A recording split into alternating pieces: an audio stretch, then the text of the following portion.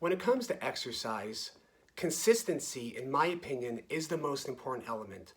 I've seen people do things half-hearted. I've seen people do things, sporadically.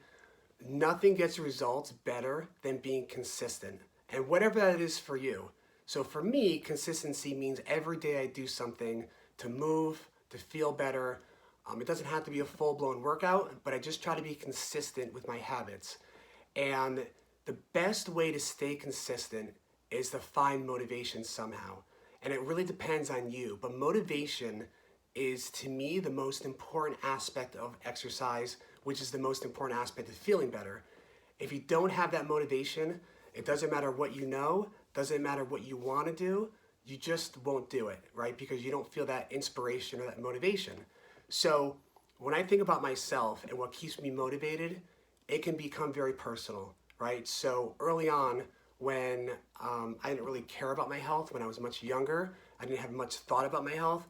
It was more about the cosmetics. It was more about how I looked, about how I looked in clothes. It was very superficial, right? But that was enough to motivate me to exercise, which was great. But as I got older, my motivation has changed. It then went to my family, staying healthy for them.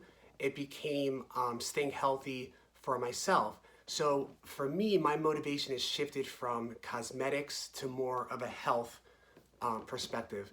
So what I encourage everyone to do is to sort of sit back and think about, why do you exercise, right? What is your purpose to exercising? Is it to look better?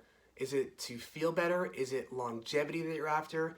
Is it because you're getting ready for a transplant? Is it because you just had a transplant? Anything that you have that's important to you becomes your motivation. And on those days you're just not quite feeling it, which I know I have plenty of those days, that's when motivation really helps you to stay consistent.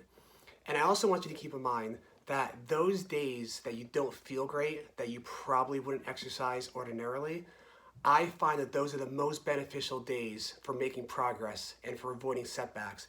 Because on those days, even if you don't give it what you normally would, what you would consider 100%, as long as you give what you have for that day, that's what's ultimately going to make a big difference. Because on days that you feel better, you're going to be that much stronger because you actually worked on the days that you didn't feel good. And of course, always keep in mind, it's totally fine to rest on any given day, depending on how you're feeling. But when you're struggling because you know you want to work out and you know that it's beneficial, finding that motivation somehow in some way, digging deep down to say, what makes me want to do this? And really think about that thing. That's what's going to motivate you, and that's going to keep you consistent with your workouts. Thanks, guys.